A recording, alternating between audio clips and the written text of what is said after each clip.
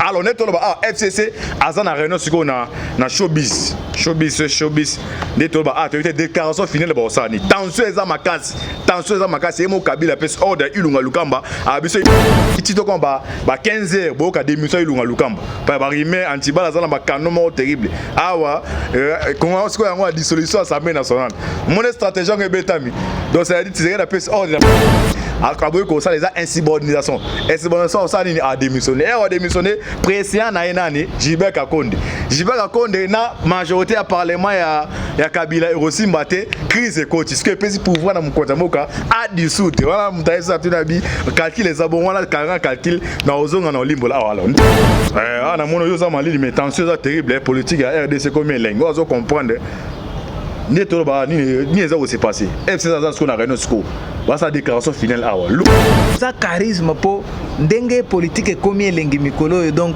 FCC a comprendre le côté donc peuple congolais a assez récupérer bornaye donc kimia eza na ndemo kwa kosakana tende ko Moïse na yoki mutuna na yo zotuna nga soki tension kozala na situation ya mboka soki kozala ndenge nini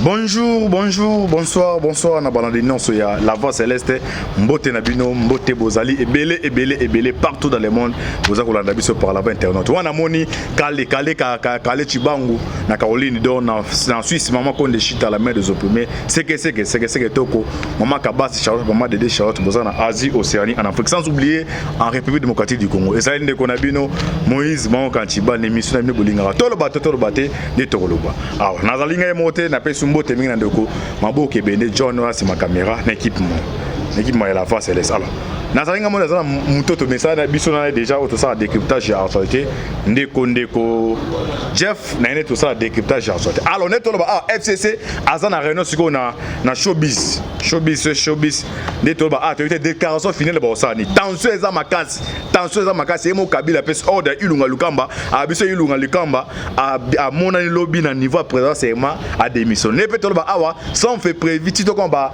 ba 15h boka démission ilunga lukamba ba rime antibala zana ba canon terrible awa comment siko yango a dissolution assemblée nationale mon stratégie ngebetami donc ça dit tirer la pes ordre la premier ça boy akaboy ko ça les insubordination ça ni a démissionné président na enani Gilbert Kakonde na majorité à parlement ya Kabila Rosimba te crise coach ce que pesi pouvoir na mkonza moka a dissoudre voilà mutaisa tunabi calcul les abonnés là calcul na ozonga na limbo là voilà ndeko chef bonne santé za pepele ndeko na mono yo za malili mais tension ça terrible politique à RDC comme lengo ozo comprendre ni to ba ni eza aussi passé FC ça ce qu'on a réunion sco sa déclaration finale awa lobby ozandeki ndeko d'abord nazo pesa na balandi na biso nyonso ya voix céleste mbote o ba mesana kolanda antibal bayeba ke lelo ba ko comprendre makambo nyonso ndenge zoleka ndeko antibal na yoki lobby naza malili te eza charisme po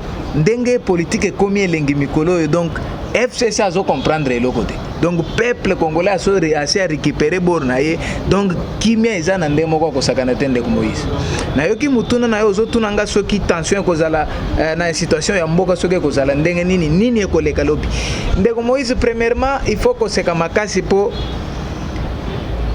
chef de l'état a signé ordonnance au banda le 17 juillet lelo tozana mois ya octobre le 21 banda le 20 plutôt banda kala nyonso wana au chef de l'état a signé ordonnance wana FCC bango nanu ba monite que il faut tokende ko saisir cour constitutionnelle talana no aventure ndeko donc parce que bamiyebi que les politiques à ce niveau ne se trouvent pas au niveau ya légalité parce que ba ordonnance wana ndeko eza légal to si to loba mbala nambala tina bureau ya conseil supérieur de la magistrature yango moko ezo gérer pouvoir judiciaire et yeko confirmer te et yete confirmer de ba ordonnance wana ezo respecter nani ba loi ya mboka na biso mais pona ya koyoka ce qui fait la honte ya bato o bazomi benga ba sénateur ba se constituer na groupe ya 10 oui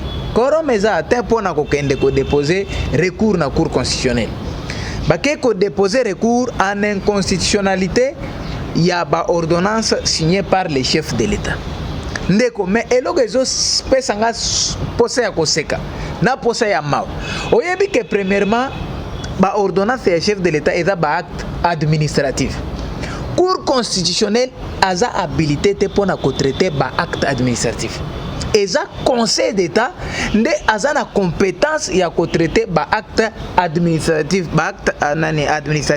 ya ba autorité publique kaka conseil d'état nde aza na compétence wana mais batiki conseil d'état bagay na cour constitutionnelle ce qui est plus grave encore vous savez avec les chefs de l'état conseil d'état n'est pas sa juridiction compétente donc conseil d'état a statué ata na ba ordonnance ya chef de l'état c'est-à-dire il fallait que bandana na conseil d'état a se déclaré incompétent à ce moment-là bakozwa problème na bakay nango na cour constitutionnelle parce que cour constitutionnelle akoki ko traiter yango kaka soki conseil d'état a se déclaré incompétent mais bango ba même bala moko bakay na cour constitutionnelle otoke ko funda na seki makasi siko tambo zo kende na cour constitutionnelle ndeko d'abord na kotanga article moko rapidement eza kutu ya ebelete ke o eza ya ebelete eza ya loi organique portant organisation et fonctionnement de la loi de la cour constitutionnelle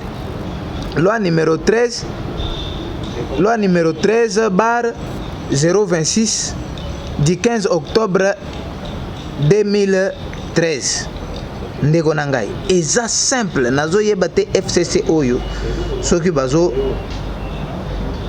bazolinga bakufa na nani bokufa kasi kaka bino moko soki boza na besoin ya kokufa parce que biso tokokota lisusu na makambo na bino te on a compris ce qu'ils sont mais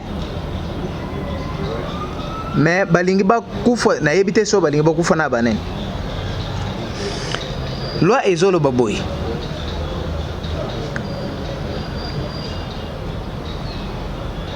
ok bandeko wana ava naza déjà l'état ndeko Jeff Asoluka kadobi a dans lobby ombule bete betate ezopesi mwa boye neto ba déjà awa oui tanga eza article 90 ezoloba nini la cour constitutionnelle ne peut valablement siéger et délibérer qu'en présence de tous ses membres virgule sauf empêchement temporaire de deux d'entre eux. Loi organique, il y a loi organique numéro 13 bar 016 du 15 octobre portant organisation et fonctionnement de la Cour constitutionnelle. Et article 13. La Cour constitutionnelle ne peut valablement siéger et délibérer qu'en présence de tous ses membres, sauf empêchement temporaire de deux d'entre eux, au plus dûment constaté par les autres membres. C'est-à-dire, pour ekoki constatuer kaka au moins ne bazaka neuf, bako statuer kaka so baza neuf, ou bako statuer au moins 7. Mais pona ko statuer na 7 wana, ba o 7 batikalo bako statuer na sur cas ya absence ya bamususu. Faut pas le que baza absent temporairement, nde ba statuer. Mais awa cour baza na 6. Moyen ba statuer ezati. Mais bino bomemi ordonnance, bomemi requête mbangu na cour constitutionnelle. Pona nini bakaye kotika ko bongo. Tellement que article 151 ya constitution dernier alinéa ezolo bake toute loi ou bien une décision prise sur un cas qui est au traitement au niveau du pouvoir judiciaire est nul et de nul effet. Donc bango bakanisaki que so bakeko déposer kuna kotoyo prestation de serment et kozalate. Ce qui est plus pire et diabolique. Pourquoi? Vous savez tant aux autres de déposer recours en inconstitutionnalité. Recours en inconstitutionnalité ndeko antibal et koki jamais ko eza recours en annulation te. Il y a de la différence entre recours en interprétation et recours en annulation. Bango bakeko pese recours en interprétation. Donc elle va interpréter. Jamais éco eza na acte eza na conséquence moko na prestation de serment ya lobby. Et puis jamais recours en interprétation et koki jamais ko sursoir ou bien ko suspendre exécution ya ordonnance ya chef de l'État. Non, c'est-à-dire ordonnance wana eza valable et koleka et puis toko kende lobby ndeko antibal surtout ngai na préféré ceux qui ntamba mamba yete ngana ko vendre place na ye pona ko tia veste bien na ko vendre place na ye nga moko biso moko bato totinda bango na parlement soki bazate biso moko tokende ko se présenter biso moko ozo comprendre ko Moïse donc bakeko déposer recours wana mais ba wana OK sur le plan juridique parce que sur le plan kasi Keba Kabila lobby abimisa accord ndeko yo ça va résultat la vérité des séries Keba Kabila bimisa na yo biso to ouais muto déjà kufa banga muto déjà pola banga oyebi ke d'abord na zaka na kande ya résultat wana ndemba pesa biso 38 oyebi ke biso to zaki na 46 vraiment biso to bimena na 46 mais na yebi tende nini wana za comédien papa wana tika ba sénégalais ba sala makambo na bango biso to sala makambo na biso ya ba congolais ozo comprendre ndeko Moïse donc tango zo tala tango bakeko déposer nini eloko wana bakeko déposer tikoyo batikali tire les plans juridiques baza kao baza comme le lobo repese réseau et après c'est bien que nos coalitions ne sous qu'on a bien oh et ça soko mabe banani c'est nous les gagnants les romains beaucoup comme ça pour nardet yo zenga vanté mais ce qui wa biso to tikala ko sala en commun accord te na FCC eza constitution na vote ndenge lekani résultat ya élection nde et biso dans une position de coaliser avec les FCC. Okay. Vous comprenez? Mais sur le plan politique, qu'est-ce que le FCC a fait? D'abord, il y a eu que Kabila a bengi Ramaphosa. A bengi na président ya Kenya Uhuru Kenyatta. Lilo. A bengi bango lobi na butu. OK. Pona ba solo la quand même na ba jouer médiation. Ba jouer médiation entre ye na chef de l'État Félix Antoine Tshisekedi Tshilombo. Mais oyebi ke bakuti penza libende ya makasi d'abord nani président Ramaphosa tuni Kabila soki banini wana ils ont violé constitution alors bi ote ngana lingi kaka to respecter constitution mais tout est-ce que ils ont violé constitution ote tolobaki tozo diriger ensemble tozo travailler en coalition mais ndenge nini yake papa yo bengana kabund ozaki en commun accord comment ye moto azotamba na légalité être en coalition ne veut pas dire que ba compétence ya chef de l'État boko kabola non boko kabola te toko kabola ba fonction politique et non des fonctions qui sont apolitiques. La justice est apolitique. Quoi ça l'armée est apolitique. D'abord ndenge nini ozoke de koloka toza na ba généraux na ba juge ya FCC na yakashi bo bango bato ala moko ba usani bo siko bato bazana deka wana te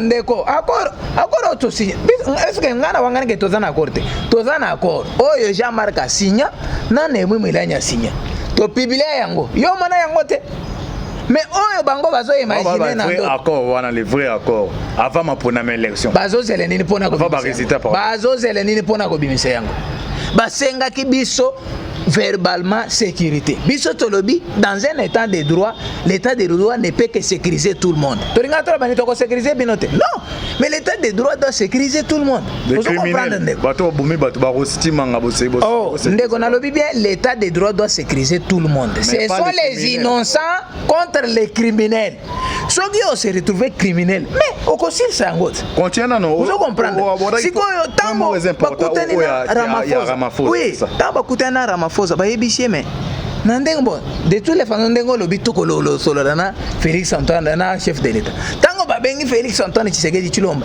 intransigeant ndeko invincible donc beto penda ya ça la comme non eza dia quoi contre déjà armé avec le geza c'était ndeko Félix Tshisekedi non oyebi Félix abanda koluka kimia Félix Tshisekedi ayebi kazana appui ya peuple congolais nyonso nde force na ye yangwana na nzambe likolo ozo comprendre combattant ya peuple armée tant nazoloba nazoloba peuple congolais ndeko nazoloba pas voter Tshisekedi est-ce que ça va combattre peuple congolais ozo comprendre armée bazana kati ya peuple la police bazana kati ya peuple service de renseignement bazana kati ya tous les services de sécurité bazana kati ya peuple ndeko ozo comprendre tant Kabila yego bayeko benga boye basolori Félix Alobino j'ai été toujours prêt pour la paix mais ces ordonnances ne violent pas la constitution.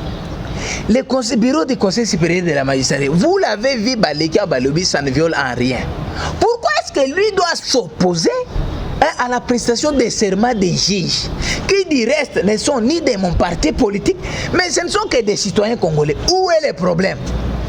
Ces magistrats-là prêteront seulement bel et bien le mercredi.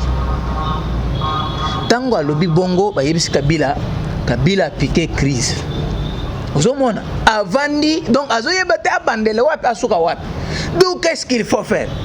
Bako basali na batu ya nini ya bureau ya assemblée nationale balinga basala lettre moko po bakende ko déposer na présidence que non lobby moi biso tokozo prendre part parce que nous estimons que ces ordonnances là ont violé la constitution. Mais papa ndeko nangai bato bazo traiter pour na ko affirmer si ça viole ou non la constitution ba yebiso na que c'est violé.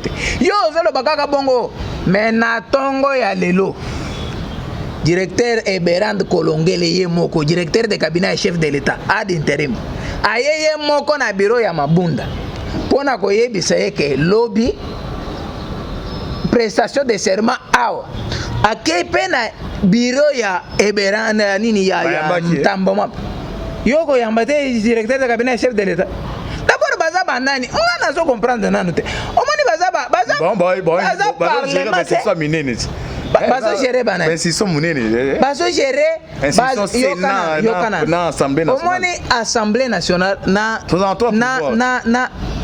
yoka tozala pouvoir judiciaire, législatif na exécutif. Mais est-ce que pouvoir législatif bon gérer? Yoka na boite. Yozo gérer pouvoir l'exécutif nani législatif. Mais balo ozo légiférer wana, il faut élégant na pouvoir judiciaire à contrôler andi mageza bon. Et puis pouvoir exécutif n'est à promulguer yango. Ndeko première institution est chef de l'État yemoko. Bango mi balendenge bazwana bako. Eza kutu bango mi balete. Bango 609. Na Kabila na kati. Na ba député na biso na kati. Na oya bango. Ndeba constituer parlement oya ko sala deuxième institution après chef de l'État. Mais directeur de cabinet et chef de l'État aye. Oyebika sana ramoko na premier vice-ministre. Ozomon. Nde aye wana apesi bango que lobby prestation de serment ou rien bino nyonso wana lobby et puis azongi donc ndeko moneza wana FCC bazuika wana basalineti question ya vie ou de mort. C'est pourquoi moni oyebike lelo bazana réunion moko na Showbes babengi ba député nyonso ya FCC. Mais attention boke na ba député nyonso botika député moko na sénateur moko ba participer esili. Kuto attention boyete binonde boyete ça outrage d'ailleurs au pouvoir judiciaire et au chef de l'État. Est-ce que vous connaissez les conséquences? Non, on n'en disconvient pas. D'abord, envoyez-nous là-bas, on va dissoudre l'Assemblée nationale et nous, on se quitte. Yo, moi, je sais que le peuple a dissoudre le Boron. Ndeko Moïse. Et là, il y a le peuple a dissoudre le Boron. À supporter, mais à comprendre que Boron des autres que les bisous souffrance. Pas l'Assemblée nationale des autres que les bisous. Soit pas dissoudre le Boron. Vous comprenez qui? Vous comprenez? On comprend déjà que tant au cours constitutionnel et comme kitoko ndenge comme kitoko à partir ya lobby. Pour déjà lobby tant va prêter serment de Moïse. Na yebis mukolo toko zo sous poto zonga après lobby. Hein? Toko ya ko yebis bandeko. Na yebis ki o moni ndenge président kitaka na gom. Hein? Nenga ko sala. Siko yo toko yebis ko uta wapi po ya ko sala nini? Donc prestation banda makamba prestation ya serment mais oya lobby ko sala fin. Pour parler du peuple kotonda libande pe tondi. Pour les lots de Rosomona Boy. On a aussi ces missions. Nazo kita déjà na base kuna tozana matinée politique pour na goyebi sa population congolaise nyonso. Agende lobi ko assister yemoko na prestation de serment ya ba juge na.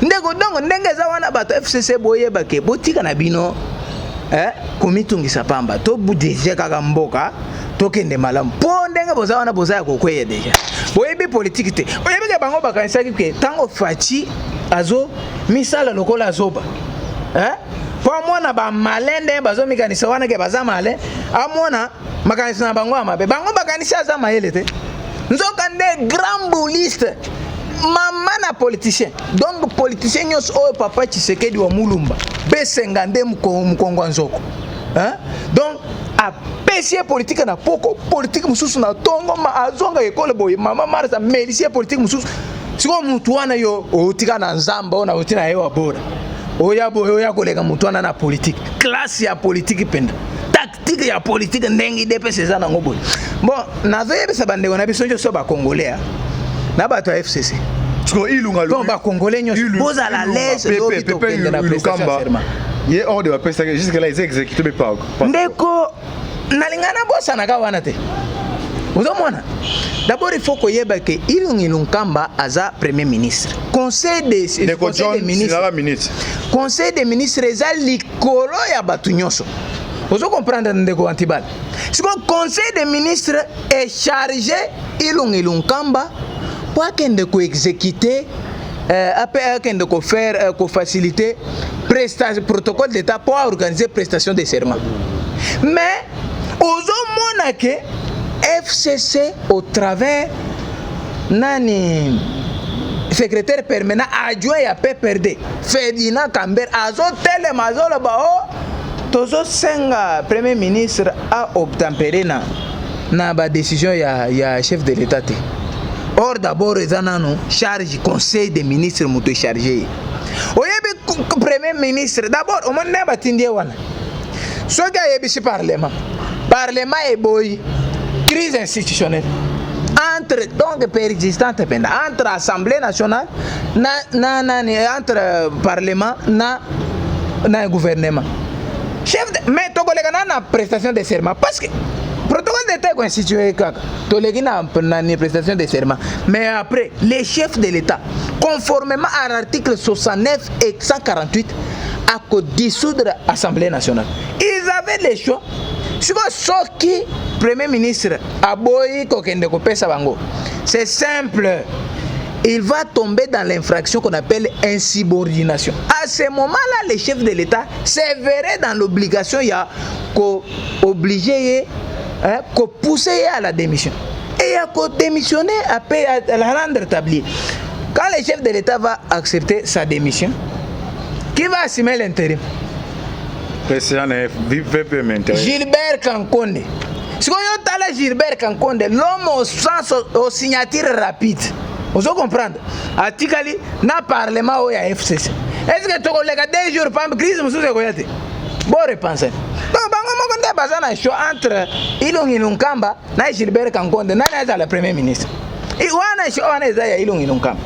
Ezana famille na biso tozotala bango. Et puis ce qui est plus grave, baleki na média pona koloba biloko wana. Do bakanisa kini na mutu na bango. Bande konanga na ebike boza quand même na ba juriste kuna ya mama yele. Lokola ba boshap na ba mususu baza ba constitutionnaliste. Botuna ka bango ke biloko ne tozokende boy tozokende wapi. Ke kotuna mutu yazali ba publiciste mutu asali droit public. Ozokende kotuna ye makambo constitution ayebi na yete azokende koloba ba bêtise. Donc ndenge za wana ekozala mama na problème. D'ailleurs ce qui m'a étonné, talana na nani faux avocat oyo nani maître oyo nani Théodore Ngoy. Abimi lisusu ndenge nini président ya conseil nani procureur général près la cour constitutionnelle a commis koloba ke bazolo ke oh yaza vice président yaza nani président ad intérim ya conseil supérieur de la magistrature alors que funga sali. Donc et je ne sais pas s'il ne comprend pas. Article 149.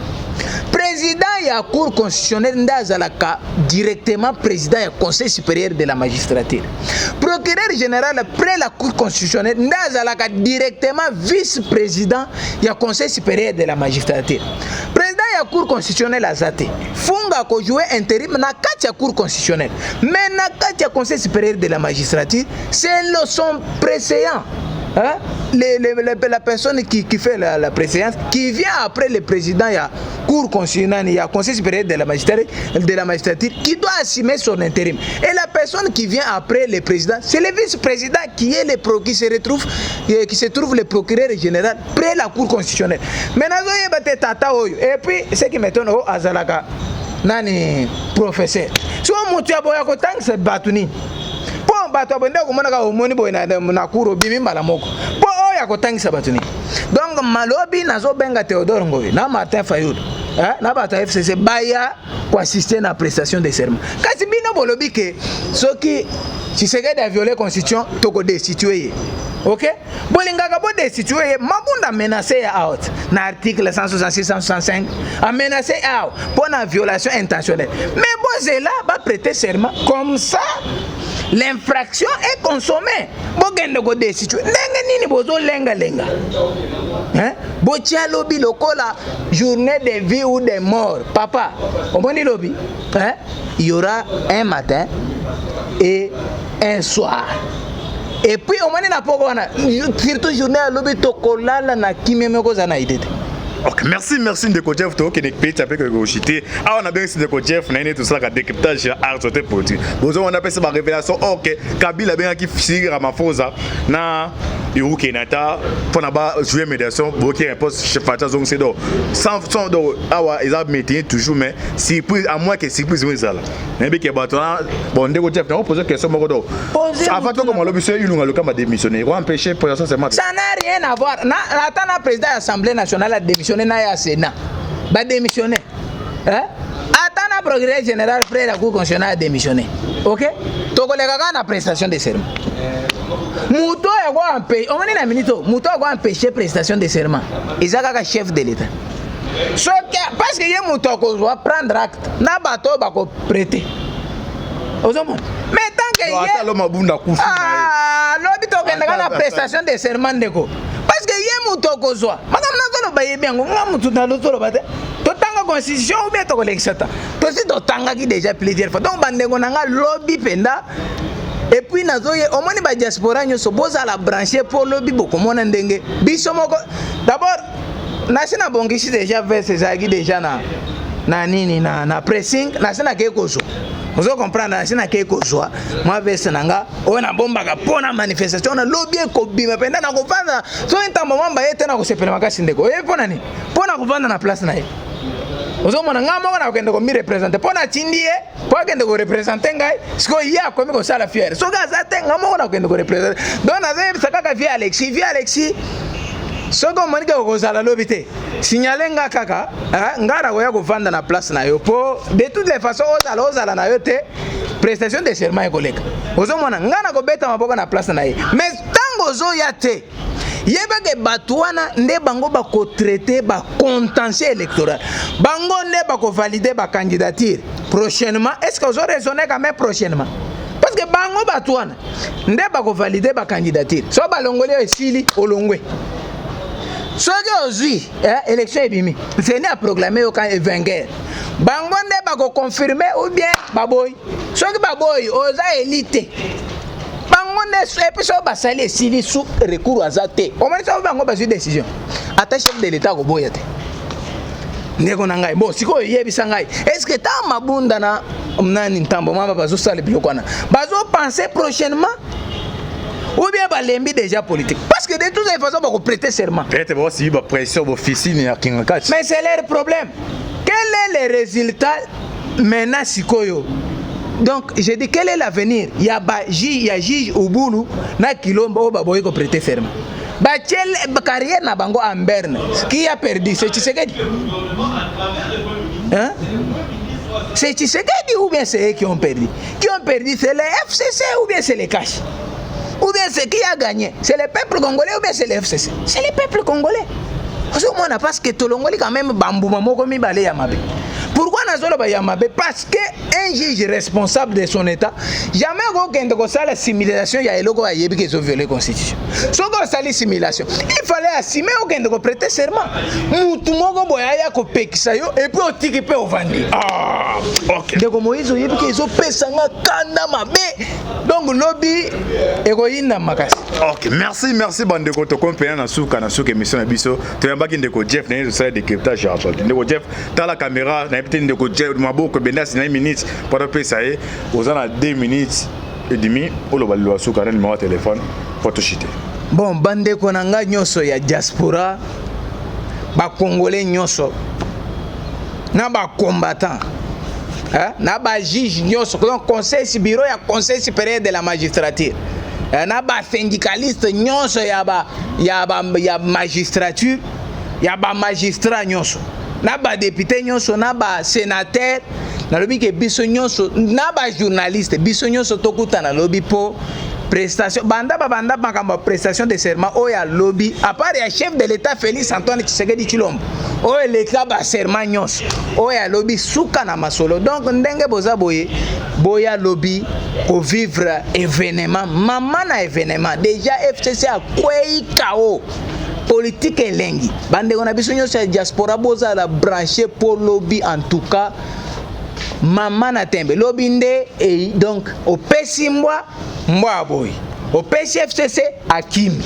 Vous comprenez pas lobby ezaya peuple prestation de serment ou rien c'est demain ou jamais. Lobby tokozala bomi tungisa te soko moni mabunda te bomi tungisa se soko moni ntamba mamba te po soki bayete ngamoko na kovanda na place na bango. Donc qui tu as négocié la vie de tes bomi tungisa te ngamoko na za na kovanda na place na bango. Tu peux comprendre hein na kobima déjà 4 heures pour na kende na banda nzo déjà place na bango. Soki bayete na vandi na place na bango na pesi bino mbote mingi. OK, merci bandeko toko pe na suka leo ngana loba mingi te ba tu na ntibali na tiki pa okene ba lobi de lobby to zawana ngasko ba manifestation bongo antibala ya kana kilote pe na bike ko se barade yo o ba lokayo tebe ska bo sangana na rompe Willery et puis chez les champions ba pesi bino quelque ba machette na ba moto bo se déguiser ko ba moto c'est o ya parti au pouvoir na loba na ebiti na ka ba to bo koti réunion mon ka benga apesi ka information wana ba tu na ntibala zo ba biso o ya lobby ko bebisa makambo yeba ke non ndeka na mando loba vo bimana machette roya tala famino fota famino soup. Merci ntama pambola bino ndeko Jeff affaire à suivre na CP makasi. Alors, avant sa parole, il faut un rapport. Alors, avant un rapport, il y a un commis coagité. Il est agité. Il y a des missions. C'est ça le problème. Fachi, c'est un président diplomate. C'est-à-dire, Azam Moutoumou, Kwata Kabila, Azoko Kaete. Talero Kwasali Bango. ABC, Abengi, Tamboumou Manajanin Mabunda. Bokende bo arranger déjà pour la prestation de serment. On va parler que non, le président a respecté ma texte. Alors le président a appelé les corps et la magistrature. Baillé, par le président de la République, ordonnance n'a pas respecté la Constitution. Mais que dit la Constitution de notre pays? Constitution le dit que les arrêts de la Cour constitutionnelle sont inattaquables. Mais tant que le procureur général Oiseau Sala intérim a le dit que non, ce que le président de la République a fait, ça n'a pas violé la Constitution. Non, côté le Mélayango. Azate, il y a un lobby, Fatih en tant que stratège. Moi, il y a politicien, à la politique, à l'air politique, à l'aller la politique, à Salini, à quel conseil des ministres. Pour le président dissoudre le Parlement, il faut qu'il y ait une crise permanente entre les gouvernements et l'Assemblée nationale. Mais une crise en parce que le président, le conseil des ministres a adopté pour la prestation des serments. Alors le président de la République engage le Premier ministre. Le Premier ministre n'est ministre chargé en relation avec le Parlement. Pour être organisé prestation des serments. Tant aux autres, le FCC s'oppose. C'est ça une crise. Et quand le président de la République va constater, parce que la Constitution est claire, la seule personne où il y a chargé, il y a constaté une crise entre le gouvernement et l'Assemblée nationale, c'est le président de la République. Mais on a constitutionnel. C'est lui qui va constater. Maintenant, tant aussi le gouvernement va une assemblée pour être préparé. Assemblée peut être c'est ça une crise. C'est ça une crise. Il y a maintenant une crise entre le gouvernement et l'Assemblée nationale. Ça donne le chef de l'État l'opportunité de dissoudre l'Assemblée nationale. Vous comprenez? C'est ça le problème. Il faut que qui est Fachi? Fachi c'est un stratège. Fachi c'est un diplomate. Toute sa politique, son père l'enseignait que la politique étrangère. La politique diplomatique. Même les Américains ont les Kelabango. Pour les Américains, il fallait qu'il y ait Félix Akindemba ou Bangwaka. Félix a l'accès à la politique. Non, tout le monde est malé. Kabila a combien agité 40 mois, 40 conseils des ministres. Ça se passe où 40 mois, 40 conseils des ministres. C'est-à-dire, Baza Kao pour 2023 comme à lobby. Mais biso peuple congolais au lobby, sans recensement, donc d'élection. Il faut naïa banano, identité à Azaria Soubero. Qu'est-ce qui prouve aux Congolais, aux combattants qui sont congolais? Alors, parmi les opposants, les seuls opposants doivent s'opposer à l'identité, et ça, M. Fayoulou. Étranger tout fait. C'est pour la première fois un leader, Atika Batu, Akika marche, Bona Mutuka. C'est-à-dire, Fayoulou fait la politique pour sa ventre. C'est-à-dire la ventre d'abord, le peuple après. Fayoulou nous a montré de quoi il est incapable. C'est-à-dire il a fallu déjà l'amour du Congo. Mituka, et c'est le côté. Mituka, c'est le côté. Moi je continue avec ma marche. Mais il y a quelqu'un qui vend de la police dans la société.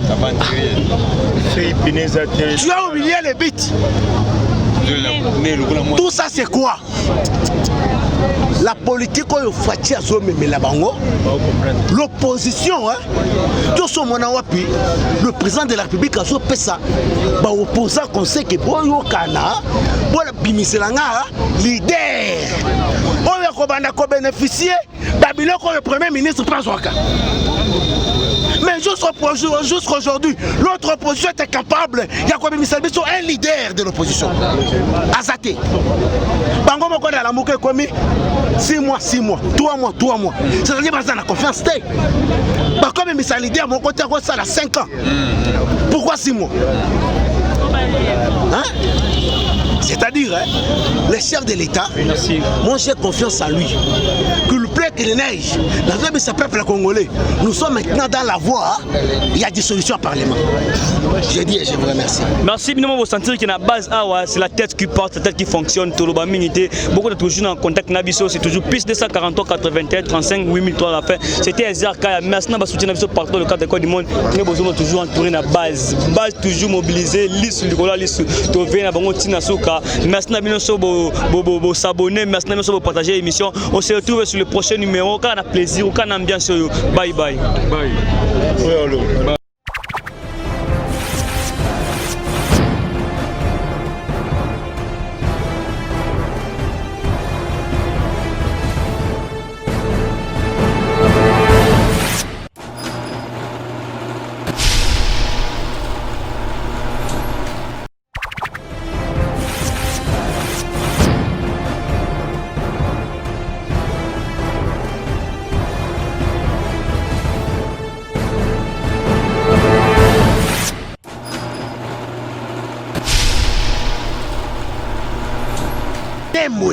Alors, avant sa parole, il faut un rapport.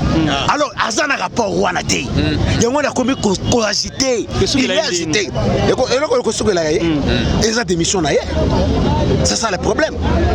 Fachi, c'est un président diplomate. C'est-à-dire, Azan Moutoumou Kwata Kabila, Azou Kokaete. Talé le Kwasali Bango. ABC, Abengi, Tamboumou Manajani Mabunda. Bo arranger déjà pour la prestation de serment. On va dire que non, le président faut respecter ma texte. Alors le président a appelé les corps et la magistrature. Baillé, le président de la République ordonnance n'a pas respecté la constitution. Mais que dit la constitution de notre pays? Constitution le dit que les arrêts de la Cour constitutionnelle sont inattaquables. Mais tant que le procureur général Oiseau Sala intérim a dit que non, ce que le président de la République a fait, ça n'a pas violé la constitution. Non, côté le Mélayango. Azate, il y a un lobby, Fatih en tant que stratège. Moi, il y a politicien, la politique, aller politique, aller la politique, à Salini, à quel conseil des ministres. Pour le président dissoudre le Parlement, il faut qu'il y ait une crise permanente entre les gouvernements et l'Assemblée nationale. Mais une crise en parce que le président, le conseil des ministres a adopté pour la prestation des serments. Alors le président de la République engage le Premier ministre. Pour être le Premier ministre, un ministre chargé en relation avec le Parlement. Pour être organisé prestation des serments. Tant aux autres, le FCC s'oppose. C'est ça une crise. Et quand le président de la République va constater, parce que la Constitution est claire, la seule personne où il a chargé, il a constaté une crise entre le gouvernement et l'Assemblée nationale, c'est le président de la République. Même la Cour constitutionnelle, c'est lui qui va constater. Maintenant, tant aussi le gouvernement va une assemblée pour être préparé. Assemblée peut azolingaté. C'est ça une crise. C'est ça une crise. Il y a maintenant une crise entre le gouvernement et l'Assemblée nationale. Ça donne au chef de l'État l'opportunité de dissoudre l'Assemblée nationale. Vous comprenez? C'est ça le problème. Il faut qui est Fachi. Fachi c'est un stratège. Fachi c'est un diplomate. Toute sa politique, son père l'enseignait que la politique étrangère. La politique diplomatique. Même les Américains ont les Kelabango. Pour les Américains, il fallait qu'il Félix Akindemba Félix Alaxi Bango politique. Non, tout le monde malé. Kabila a combien agité 40 mois, 40 conseils des ministres. Ça se passe où 40 mois, 40 conseils des ministres. C'est-à-dire que 2023 comme à lobby. Merci. Mais biso peuple congolais to lobby sans recensement donc une élection. Il faut naïa banano identité ya Azaria Soubero. Bonga mutu na solo ba. Qu'est-ce qui prouve aux Congolais, aux combattants qui sont congolais? Alors, parmi les opposants, les seuls opposants qui s'opposent à l'identité, et ça, M. Fayoulou. Étranger tout fait. C'est pour la première fois. Un leader, Atika Batou, Akika marche, Bona Moutuka. C'est-à-dire, Fayoulou fait la politique pour sa ventre. C'est-à-dire la ventre d'abord, le peuple après. Fayoulou nous a montré de quoi il est incapable. C'est-à-dire il a fallu déjà l'amour du Congo. Mituka, et c'est le côté, Mituka sur le côté, moi je continue avec ma marche. Mais il y a vendre la police en association. Tu as oublié les bits. Tout ça c'est quoi? La politique l'opposition, le président de la République a fait ça. Opposant qu'on sait que leader, on a bénéficié, le premier ministre prend son cas. Mais jusqu'aujourd'hui, l'autre opposition était capable. Il y a un leader de l'opposition. Azaté. Bango moko na la mouke komi 6 mois, 3 mois. C'est-à-dire que la confiance t'es. Par contre, mais ça leader mon côté ça a 5 ans. Pourquoi 6 mois? Hein? C'est-à-dire, le chef de l'État, moi j'ai confiance en lui. Qu'il plaît qu'il neige, la vie de ce peuple congolais, nous sommes maintenant dans la voie, il y a des solutions au Parlement. Je dis et je vous remercie. Merci, bien vous sentir que la base, c'est la tête qui porte, la tête qui fonctionne, tout le minité. Beaucoup de toujours en contact, Nabiso, c'est toujours plus de 243 81 35 8003 à la fin. C'était Ezarka, maintenant, on soutient Nabiso partout, le cadre de Côte du Monde. Nous avons toujours entouré la base toujours mobilisée, liste du Gola, liste de Véna, Bangotina Souka. Merci de s'abonner, merci de partager l'émission. On se retrouve sur le prochain numéro. Quand on a plaisir, quand on a ambiance, bye bye. Bye.